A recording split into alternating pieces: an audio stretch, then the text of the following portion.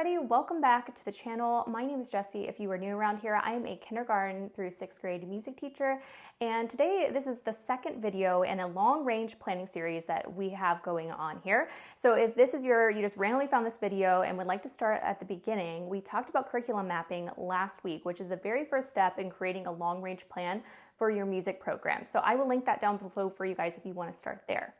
But today we're going to be talking about scope and sequence, which is our second step in doing your long-range planning. And so scope and sequence is actually the when. So if a curriculum mapping, what we talked about last time, is the what do you want your students to know? Scope and sequence is when are you going to teach it? Like I said in the other video, and I'm going to link it down below again for you guys, just in case you would like to check it out, I have a freebie for you that is this long-range planning templates. And they actually match my modern houseplant planner. Modern houseplant planner, say that like 3 times really fast. All right, so let's talk about the very first step for scope and sequence. You're going to get your curriculum map out. You're going to have it in front of you, ready to go, because you're going to be pulling those goals, those skills, those concepts that you put on there and pulling it into your scope and sequence. Now, a curriculum map is pretty much every grade level on one page. It doesn't have to be, but I really like it that way because you see the whole picture. Now we're going to get a little more specific, and you now are going to create a table just for a specific grade level, whether that's in Google Sheets like I have on your freebie template, or maybe a table in PowerPoint, or maybe again just written out with pencil and pen, paper and pen. You're going to get a little more specific. I wanted to show you guys some examples, and I have a planner that's coming out. It hopefully should be out by now, fingers crossed. That is a rainbow planner, and it just looks like, it kind of looks like Lisa Frank, like 90s kids, you know, like they're really rainbow bright. I wanted it to be like that, and so I actually have a scope and sequence, just little mini bundle. And one of the options on there is something like this. So you have scope and sequence, you have the grade level, and then you just have a bunch of boxes where you can fill in, you could print it out and write it in pencil, or you could fill in the table on the computer, but you just have it by month. So August, September, October, November, December, January.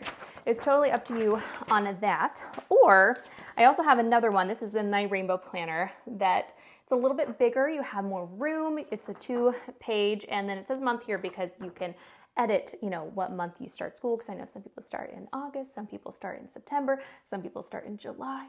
It's crazy.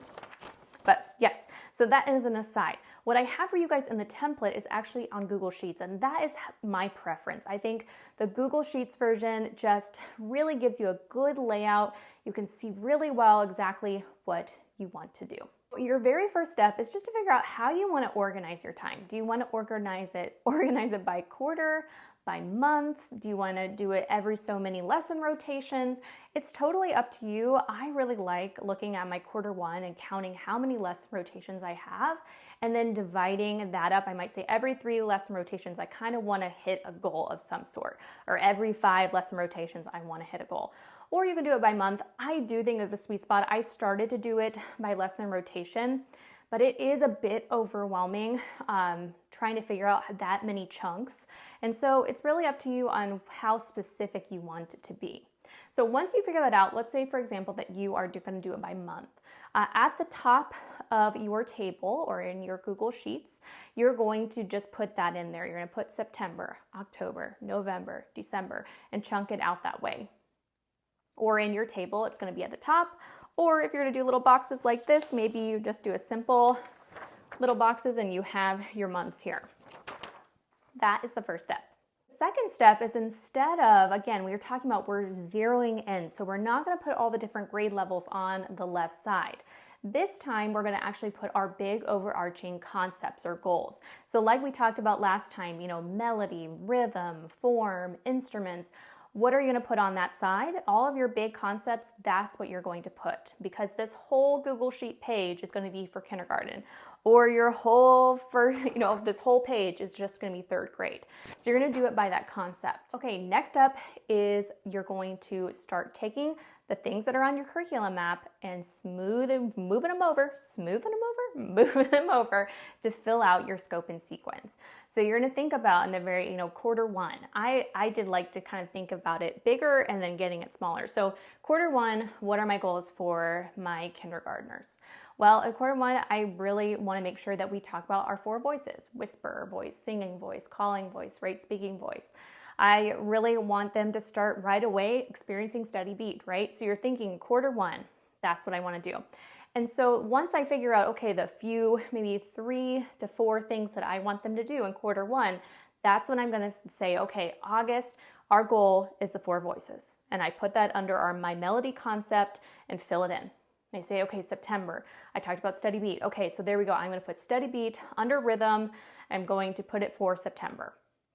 And so you're just going to kind of chunk it out. Again, go from big to small. Once you have that filled in, maybe you even cross out, you make a few copies of your curriculum map and you kind of, cross it out as you fill it in to make sure. Now, don't worry about making it perfect. Like we said, we can go back, we can change things, just kind of start to fill it in and see.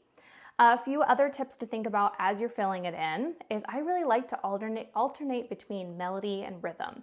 I find, you're a Kodai inspired teacher, rhythm and melody are really big concepts. They're really big goals in music. And so I like to kind of go back and forth between those two. So we're not having 2 melody concepts and then 2 rhythm concepts. It really keeps it fresh. It keeps it going, back and forth. It's a good balance. My left side, I also really think it's nice to add a little column for seasonal.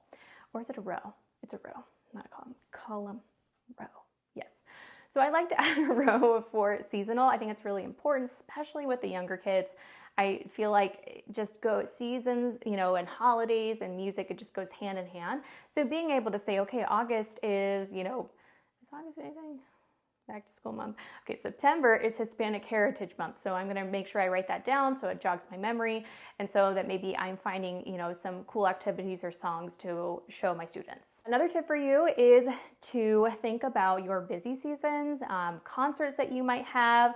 Maybe there's a certain part of your scope and sequence that looks a little bit bare, but that's because you have a concert or, it's testing season and you don't have a lot of time. So again, just like we were talking about the curriculum map, like putting a lot of pressure to have every single box filled in, is the same thing with scope and sequence. Leave yourself room to breathe and have some flexibility. So let's kind of review that because we talked about a lot of things. So for your scope and sequence, the very first step is to pick out your chunk. Pick out your chunks of time that you want to organize by, whether that's quarter, month, or lesson rotation. Your second step is to put all your big concepts from your curriculum map on that left side. Your third step is to start filling it in and think about from big to small. Think about just quarter one, what do you want your kindergartners, your first graders, your second graders to know? Pick a few concepts and then schedule them out. Put them in that, those different months or rotation brackets. 4 is to remember a few quick tips. Alternate rhythm and melody. Think about your busy seasons and when there's not as much time to take on really big concepts or goals. And finally, don't put too much pressure on yourself to have every box filled because you want some flexibility and some room to grow and know that you always can go back and change it.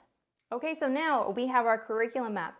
We have our scope and sequence. We know what we're teaching each grade level and we know when. And finally, we need to talk about the how. So our next video will be about how to create a unit plan or a concept plan. How to kind of handpick and find out of those, out of the crazy amount of different resources we have. It can be so overwhelming, you don't know where to go or what to use.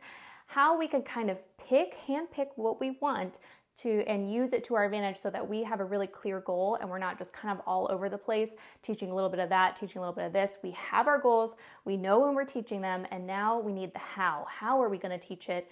And what resources are we going to use to get to those goals? So I will see you guys in the next video. If you would like to check out the Rainbow Planner or the Modern House Planner, I will link them down below for you guys, and I'll catch you in the next video.